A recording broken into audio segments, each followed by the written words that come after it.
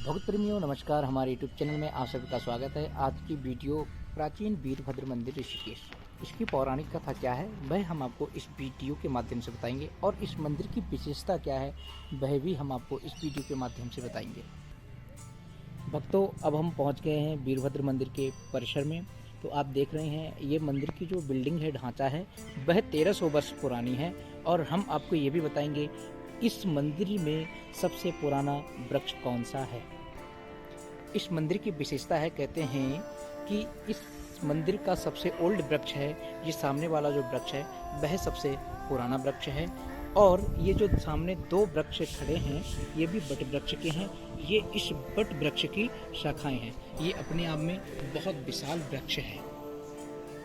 देखिए, इस वीडियो के माध्यम से हम आपको बताएंगे कितना विशाल वृक्ष, कितना सुंदर वृक्ष है। और यहाँ पर लोग भगवान बट वृक्ष की पूजा करते हैं विष्णु स्वरूप में। और इसी बट वृक्ष की जो शाखा है वह ये भी एक वृक्ष है। ये एक वृक्ष से 4 शाखाएं हैं और बहुत विशाल हैं, जो अपने आप में बताता है कि ये कितना पुराना वृक्ष होगा। देखिए भक्तों, इस वृक्ष की कितनी सुंदर शाखाएं हैं और ये शाखाएं जो लटक रही हैं और इस पे लटक करके बच्चा झूले झूलते हैं और आनंद लेते हैं। वास्तव में इसे पकड़ के झूलने में बहुत आनंद आता है और ये अपने आप में बहुत प्राचीन महत्व दिखाते हैं। कहते हैं कि इस वृक्ष की शाखाएं इसी प्रकार से धरती में आती हैं। और देखिए, जैसे कि आप देख रहे हैं, मोटी वाली शाखा धरती में आकर के दोबारा से एक वृक्ष बन जाता है। कितना सुंदर तस्वीर है। और सामने आप जो ये पहाड़ के दर्शन कर रहे हैं, कहते हैं सामने का जो पहाड़ है वह नीलकंठ महादेव का पहाड़ है। यहाँ पर भगवान नीलकंठ विराजते हैं। थोड़ा जूम करके दिखाइए कैमरामैन। ये देखिए, जो ये पहाड़ आप सामने देख रहे हैं वह नीलकंठ पहाड़ है। इस पहाड़ के पीछे भगवान नीलकंठ महादेव का मंदिर है। तो भक्तों, हम आपको इस वीडियो के माध्यम से दिखाएंगे। वैसे तो यहाँ पर ठंडी का समय है, कोहरा बहुत ज़्यादा है, ठंडी हवा चल रही है और बारिश जैसा मौसम हो रहा है, लेकिन फिर भी आप इस वीडियो को देखेंगे तो ये सामने पहाड़ दिख रहा है। ये कुंजापुरी माता का मंदिर है। इसके जस्ट सामने, जब ये कोहरा नहीं होता, साफ मौसम होता है, तो माँ कुंजापुरी का मंदिर यहाँ से दिखता है। तो इस मंदिर के कितने सारे फायदे हैं कि हम इसी मंदिर पे खड़े होकर भगवान नीलकंठ महादेव के पर्वत को भी प्रणाम कर सकते हैं। माँ कुंजापुरी का सामने मंदिर है, यहाँ भी प्रणाम कर सकते हैं। और यहाँ पर करीब से आप देखेंगे मंदिर के नीचे एक रंभा नदी भी बहती है, वो भी आप दिखाइए। ये जो है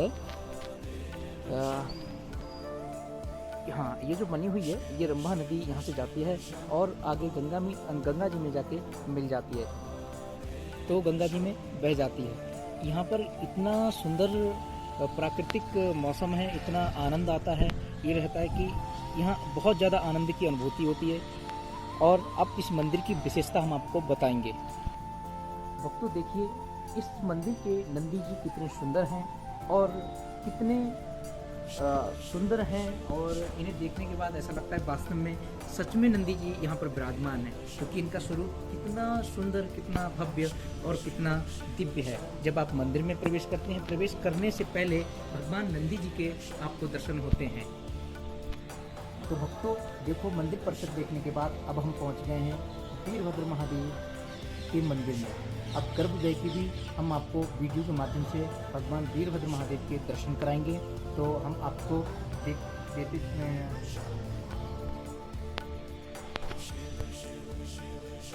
तो हम अब आपको भगवान वीरभद्र महादेव के दर्शन कराएंगे गर्भगृह में। सबसे पहले हम अपने सभी भक्तों की मनोकामना के लिए भगवान के दर्शन के लिए घंटी बजाएंगे और भगवान से कहेंगे कि जो भी हमारे दर्शक हैं उनकी आप सभी मनोकामना पूर्ण करें, सबको सुख शांति समृद्धि प्रदान करें। अब हम आ गए वीरभद्र मंदिर में भगवान शिव जी के दर्शन करने, और उसकी विशेषता भी हम आपको बताएंगे। अब गर्भगृह में पहुंच गए हैं।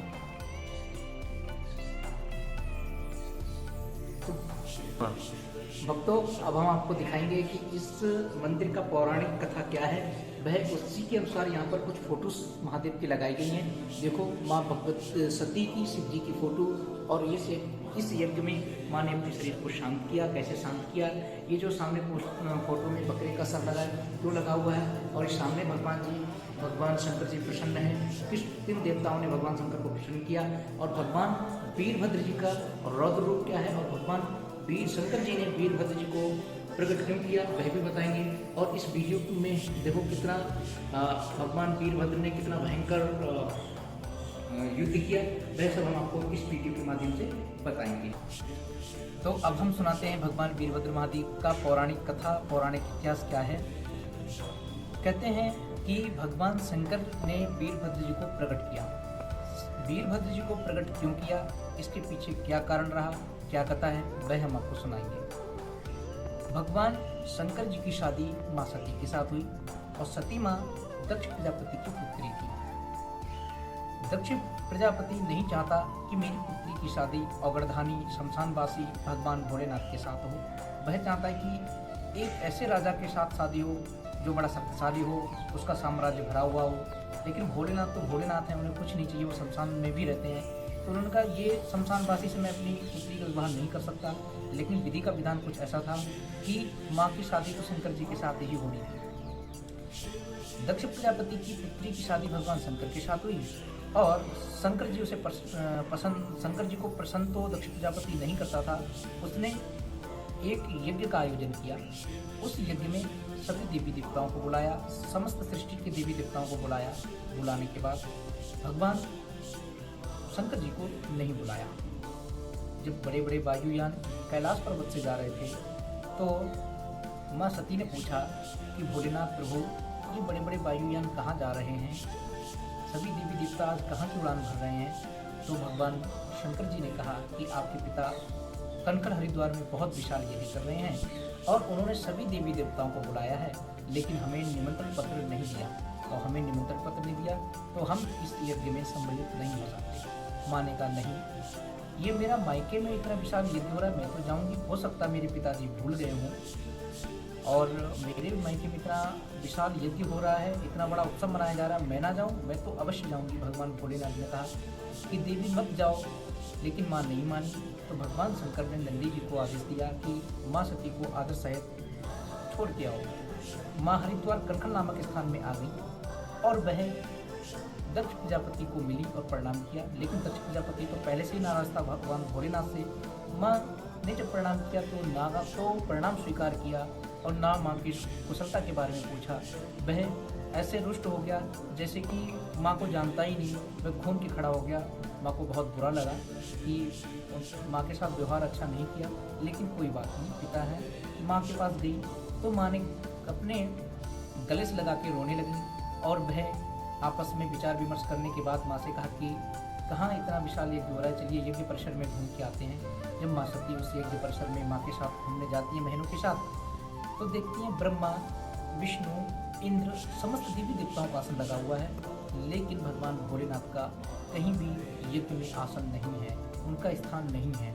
माँ को ये बात देख करके इतना क्रोध आया कि उस क्रोध को वह सहन नहीं कर सकी और उन्होंने सोचा यदि मैं इस यज्ञ से भगवान शंकर जी के पास पुनः अपने घर ससुराल जाऊंगी तो शंकर जी क्या पूछेंगे, तो मैं क्या बताऊंगी कि आपका अपमान किया, छोटे देवताओं को आसन दिया, सभी देवताओं का आसन स्थान था, आपका आसन नहीं था।